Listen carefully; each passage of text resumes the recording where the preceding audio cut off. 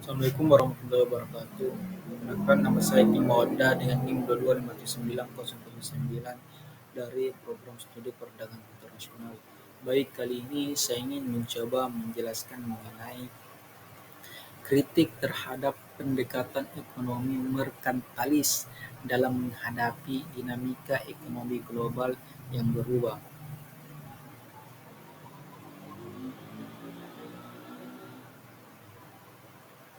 Yang pertama itu pendekatan ekonomi merkantilis. Merkantilisme adalah pandangan ekonomi yang dapat dikatakan mengarah pada nasionalisme ekonomi.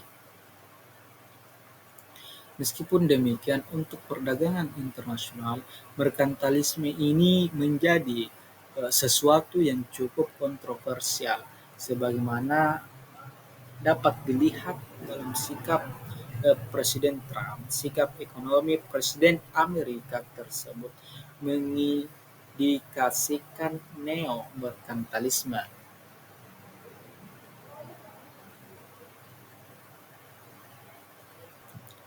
Sedangkan menurut Adam Smith, merkantilisme adalah peraturan dari pemerintah tentang urusan ekonomi, khususnya yang terkait dengan perdagangan dan industri. Para eksponen merkantilisme berpendapat bahwa perdagangan adalah kunci bagi kemajuan setiap negara dan dapat dicapai dengan mengorbankan kepentingan negara lain. Sedangkan menurut Amadeo, pengertian dari merkantilisme adalah teori ekonomi yang menganjurkan peraturan pemerintah tentang perdagangan internasional untuk menghasilkan kekayaan dan memperkuat kekuatan nasional, serta pemerintah dan pengusaha secara bersama-sama mengupayakan perdagangan yang menghubungkan bagi dalam negeri dengan meningkatkan surplus perdagangan atau memperkecil defisit. Merkantilisme dapat dianggap sebagai bentuk nasionalisme ekonomi. Merkantilisme juga berupaya mendorong suatu kebijakan yang memberi perlindungan industri yang mereka miliki. Dalam merkantilisme, pemerintah memperkuat faktor-faktor produksi untuk pemilik swasta maupun perusahaan, di mana terdapat 4 faktor produksi yang diperkuat, yaitu kewirausahaan, barang modal, sumber daya alam, dan tenaga kerja. Dalam hal ini, pemerintah menetapkan monopoli serta memberikan status bebas pajak dan memberikan pensiun untuk industri yang disukai, serta mengembangkan tarif pada impor juga melarang imigrasi, tenaga kerja tampil modal, dan merkantilisme ini juga dapat dianggap sebagai bentuk nasionalisme ekonomi. Pemerintah yang melakukan merkantilisme itu tentu mengharapkan imbalan dari pihak swasta atau perusahaan.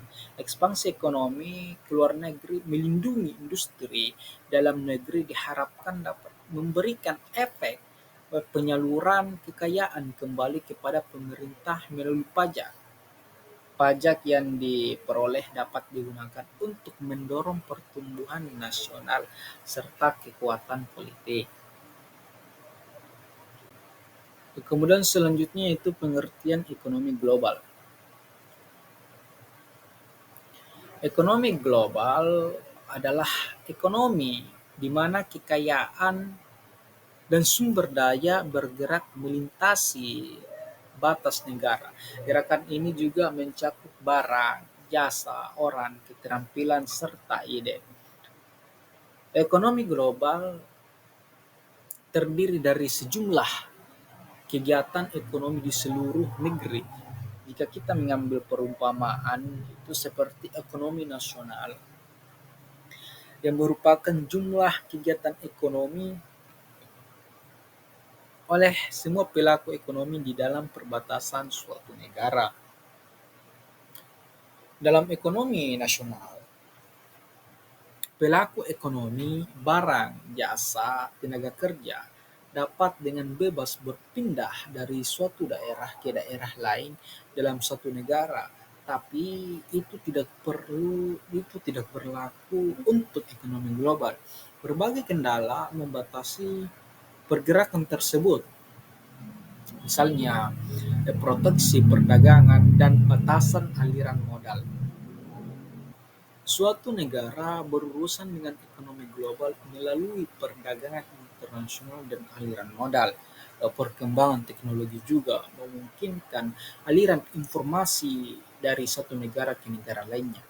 Namun, kehadiran dengan negara membatasi gerakan tersebut. Pemerintah di setiap negara memiliki kepentingan nasional yang berbeda. Mereka memberlakukan berbagai peraturan untuk membatasi aliran sumber daya, kekayaan, atau sejumlah modal dan informasi, serta mereka beralasan tidak semua aliran tersebut sejalan dengan kepentingan nasional.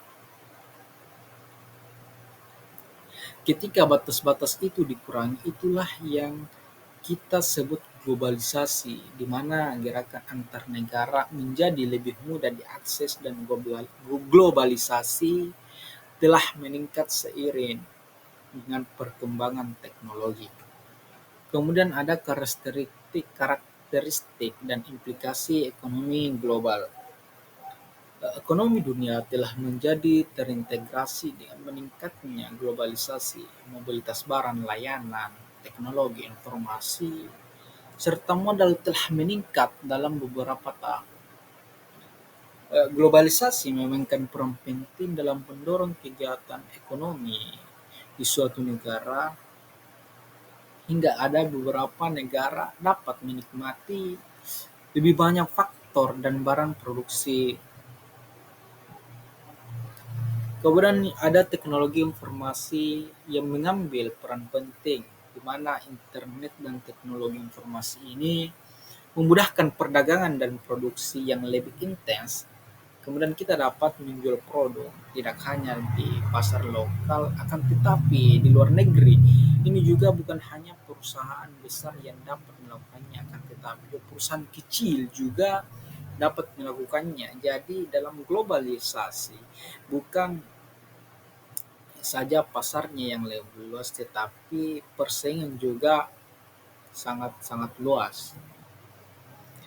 Kemudian selanjutnya ada beberapa kritik terhadap pendekatan merkantilis, di mana ada kritik dari Bapak Ekonomi atau Adam Smith, kemudian kritik terhadap ekspor dan impor, kemudian kritik terhadap kebijakan proteksionis, kemudian kritik terhadap efisiensi, dan yang terakhir ada kritik terhadap kemajuan ekonomi. Yang pertama, kritik dari Bapak Ekonomi, yaitu Adam Smith. Adam Smith menekankan aliran merkantilisme dengan mengemukakan bahwa perdagangan bebas dapat membawa manfaat yang lebih besar bagi negara. Adam Smith berpendapat bahwa melindungi industri domestik melalui tarif dan monopoli dapat merugikan negara karena menghambat pertumbuhan ekonomi dan mengurangi efisiensi dalam produksi. Kemudian kritik terhadap ekspor dan impor, di mana aliran merkantilisme mempromosikan ekspor dan mengurangi impor untuk mencapai neraca perdagangan positif. Namun, kritik terhadap pendekatan ini adalah bahwa fokus terlalu kuat pada ekspor dapat mengurangi inovasi domestik dan menghambat pertumbuhan ekonomi. Kemudian selanjutnya ada kritik terhadap kebijakan proteksionis, di mana kebijakan proteksionis yang diusulkan oleh merkantilisme dapat merugikan negara lain dan memicu konflik perdagangan. Hal ini dapat menghambat perdagangan bebas dan memperburuk hubungan antar negara.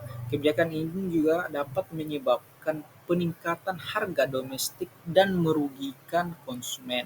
Kemudian selanjutnya kritik terhadap efisiensi, di mana kritik ini fokus pada ekspor dan mengurangi impor dapat menghambat efisiensi dalam produksi. Dengan mengurangi impor, negara dapat kehilangan akses ke sumber daya yang lebih murah dan lebih efisien. Kemudian yang terakhir ada kritik terhadap kemajuan ekonomi, di mana aliran merkantilisme diyakini dapat membuat suatu negara maju. Akan tetapi kritik terhadap pendekatan ini adalah bahwa fokus terlalu kuat pada ekspor dapat menghambat pertumbuhan ekonomi yang sebenarnya. Fokus pada ekspor juga dapat menyebabkan negara bergantung terlalu banyak pada ekspor yang dapat membuat ekonomi negara rentan terhadap fluktuasi pasar dan perubahan kondisi ekonomi global. Mungkin itulah materi yang bisa saya sampaikan. Mudah-mudahan ada manfaatnya. Kurang lebihnya mohon dimaafkan. Assalamualaikum warahmatullahi wabarakatuh.